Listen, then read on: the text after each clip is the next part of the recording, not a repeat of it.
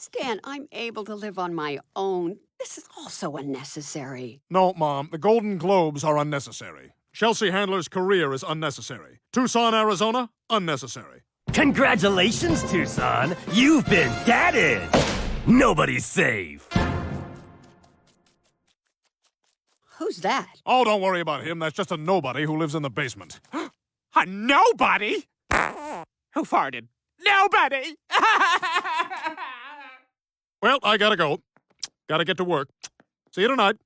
What are we doing? This is crazy.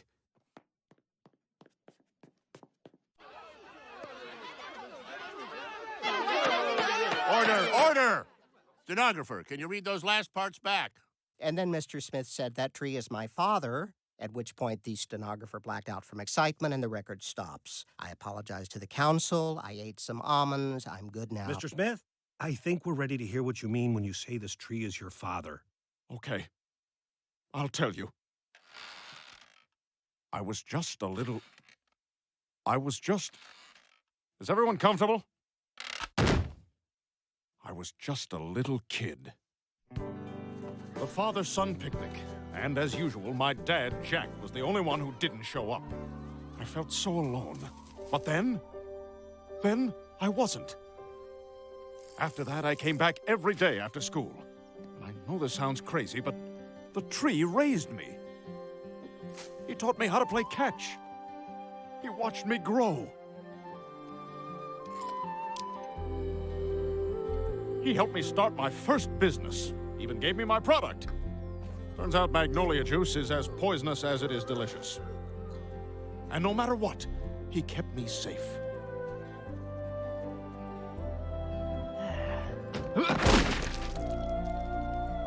His mighty roots connected me to something constant, something I could depend on when so often life is cruel and unreliable.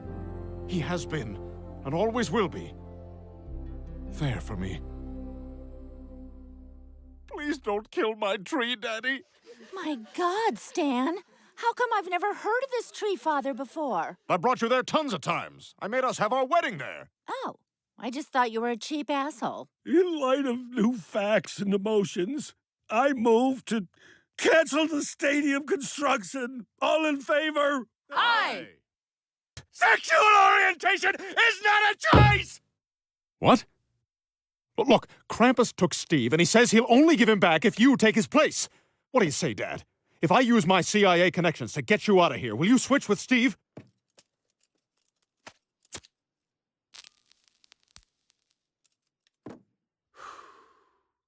I'm in. Krampus probably took him to his castle in Bavaria. I know where it is. Give me the keys. I'll drive. See ya, sucker!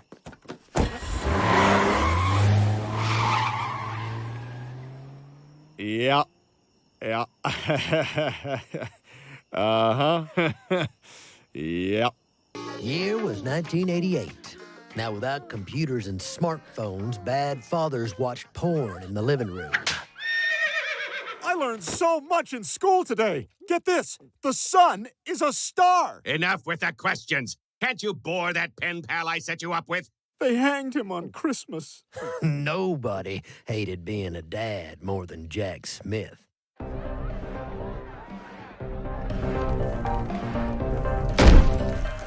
Are you here to tuck me in? Get an imaginary friend to tuck you in. It's Quaalude time, people! Stan felt like the loneliest boy in the whole world. God, will you send me an imaginary friend? And that's when I fell into Stan's life. Dad, I did it! I made an imaginary friend! He fell from heaven! Jack realized his prayers had been answered too. He never had to spend time with his son again. From that day on, he paid me to be Stan's imaginary friend. Arg! Methinks Captain Blackbeard's treasure be round here somewhere. Yar! I'll watch some TV in case they hide treasure clues in the shows. On which channel be Donahue? 41? 42? What do you mean you skipped town? What about my money, Jack? Ready or not, here I come. I ain't hidden yet. Count to 3,000. Okay. 51, 52, 50... Jack took off and stiffed me $300, so I ditched Stan too. Took a methamphetamine gig in Arizona. Oh my God! You and Jack are monsters! If Stan ever found out... He'd be crushed. Which is why you're gonna cough up the 300 clams Jack owed me. You're despicable. I can't believe you manipulated a kid like that. Whoa, 500? Thanks. Don't thank me, scumbag. I'm hiring you. You're going to convince Stan to take me dancing. Don't mind me, just passing through. Huge plans. Wow, dude, you are haggard. So haggard. So haggard. I'm off. I was 8 years old, and my dad had just left us. I thought I'd never be happy again. Come on, Stan. Little did I know she was taking me to the happiest place on earth.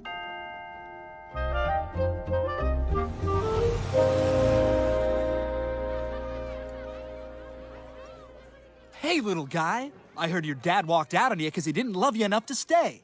But I know what'll make you feel better. At that moment, I was 100% sure I was going to be molested. But it was even better. Forget about the menu. Tonight you can have whatever you want. Can I have a licorice burrito? Now you're talking. That was a magical night. I had chocolate-covered hot dogs. I had cherry pie pizza. I had the third worst diarrhea of my young life. We closed the place down that night. It was the best dinner ever. Come back anytime. I'll always be here for you, Stan! So you weren't molested? No, that wasn't until 4 or 5 years later. It was my first week at Christian camp. But I'm not ready to talk about Father Roy. Boy, he had a set of paws on him. What a summer. Anyway, no restaurant has ever been as good or as fun. That's why I'm always so critical. I just know I could do it better. Then why don't you? Open up your own restaurant. But I couldn't do that. I don't know the first thing about the restaurant business. Whoa, pull over. I think I just saw Roger in a lawn chair. I'm actually here because I want to open a restaurant. A restaurant? Why? Well, when I was 8 years old, my dad walked out on us. Oh my God, your story has moved me. You have to open a restaurant just like that. I don't know if I can. I know you can. I'll help you. I'll help you so much. We at the frozen yogurt place yet? Actually, Stan, that was a trick. We're in Philadelphia. Take a look. Does this bring back any memories? Oh, you want me to confront Father Roy about what happened at camp? Thing is, I'm not sure it was entirely his fault. I may have deserved it. In fact, I may have instigated it. Actually, Francine, I seduced him. I don't know why I wanted him, but I wanted him. There was no actual... Stan, no! This isn't about that. This wasn't always a church. This used to be Mr. Johnson's restaurant. Remember the dinner you had here? Remember what it meant to you? Don't let Roger steal that dream from you. Ah! Clearly there's some kind of natural gas leak. They really have to stop building here. Steve, we tried to deprive you of the most important years of your life, just to make it easier on us. Yes, there's lots of bad stuff about puberty. But there's good stuff, too. Yeah? Like what? See, Steve? Lisa Silver. And she's waiting for you. When she called the house looking for you, it made me remember that puberty wasn't all bad.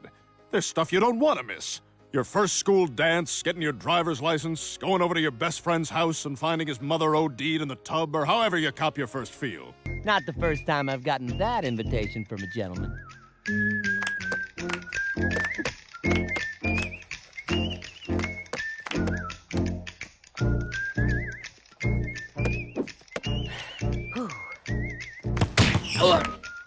Your turn, Pops. Oh, wait!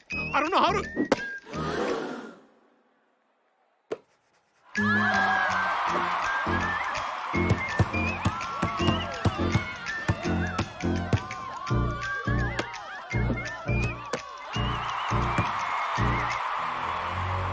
Don't get me wet!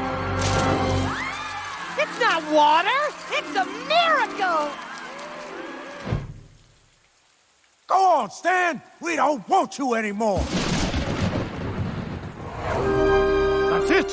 When I was 9 years old, I went to Trotters camp. I had the best month of my life, and then for no reason, they kicked me out. Wow, that's rough. But are you too upset to take a half-court shot for a lifetime supply of Little Debbie products?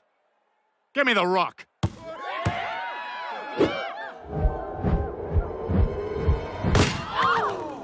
Swish.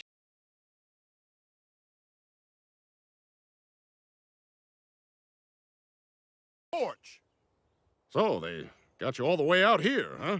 Yeah, we stay isolated in case another Space Jam happens and they need us to defeat the Monstars. So, I hear you remember those dribbling tricks I taught you. Well, my dazzle catch was slowed. Hold on. We can't just sit here like friends. You guys abandoned me. You kicked me out of your camp. Oh, Stan, there's no such thing as Globetrotter Camp.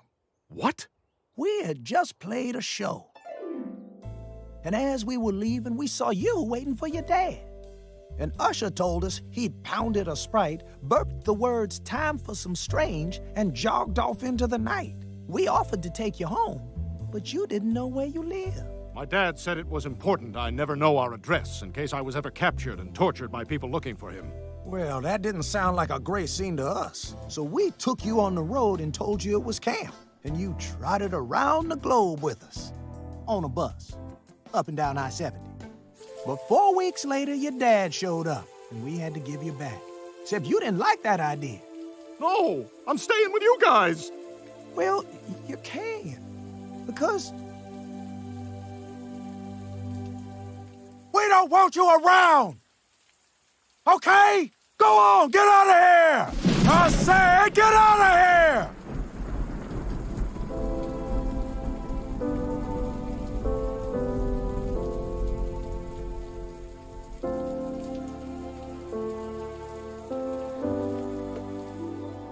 So, you just said that stuff to make me go back to my dad. It was the hardest thing I've ever done.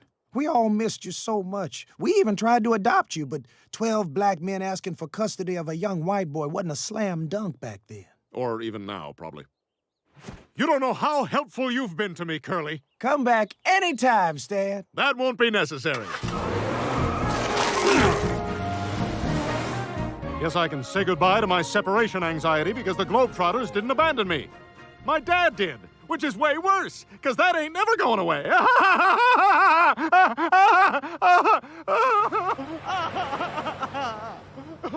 Oh, God, not that guy again. Yeah? Also, I saw my grandfather kill a man with an axe when I was 9. And here I'd always heard that it never hurts to axe. You're funny. Did you just come up with that? I'm good on my feet, but even better on my knees. Oh, can you even say that? Me wake up. Francine there. I do shower. Damn it! Journals is hard. Stan, this is the 8th broom we've gone through this month. You have to have the talk with Steve. I know. Then why don't you do it? Because I'm afraid I'll do it wrong and screw him up. That's what happened to me. What are you talking about? I've never told you about the time my dad gave me the talk. Although technically it was more of a watch. Yeah, here's a little number I call the Chattanooga Wheelbarrow. Might want to put on your poncho, son. You're in the splash zone. Hey, you got that $5 your mom gave you for candy? Fork it over. You're spoiling me, Jack. It ain't for you silly hooker. This here's a smash and dash. Now, Stan, I hope you're taking notes, because this is how I... Ooh! Oh, Christ! Oh, looks like we struck oil.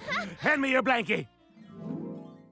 I was messed up for years. Well, you're a grown man now, and anything you tell Steve will be better than this.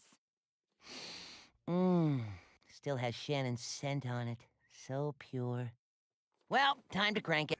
You walked out on us. I remember it like it was yesterday. My 8th birthday party. I was having the time of my life. There was a cake, a clown, and all my friends were there. Oh, and my guest of honor, Police Commissioner Jared Stacy. I was in the Junior Detectives Club. He was my idol, and he came to my party. And there I am. Look at me, the birthday boy. Yes, it was the best day of my life. Until it was not that. At all. Where to, Mac? As far away from my family as possible. Daddy! So that's how you remember it, huh? Yeah, because that's how it happened. Good, because that's exactly what happened and nothing more. Enough swimming in memories. The only swimming I want to do is in the pool.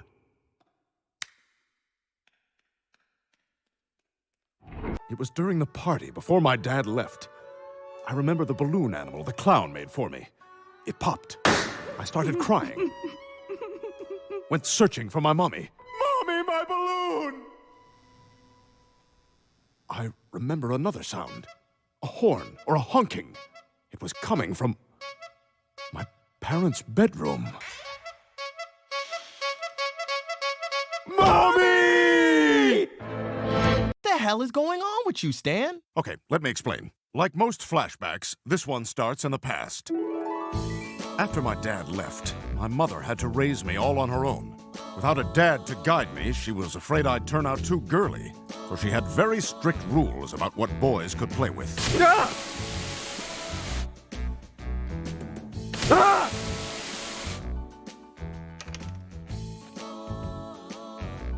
I thought I told you to throw out that stupid doll. But she's my best friend! Look at my foot. It has been put down.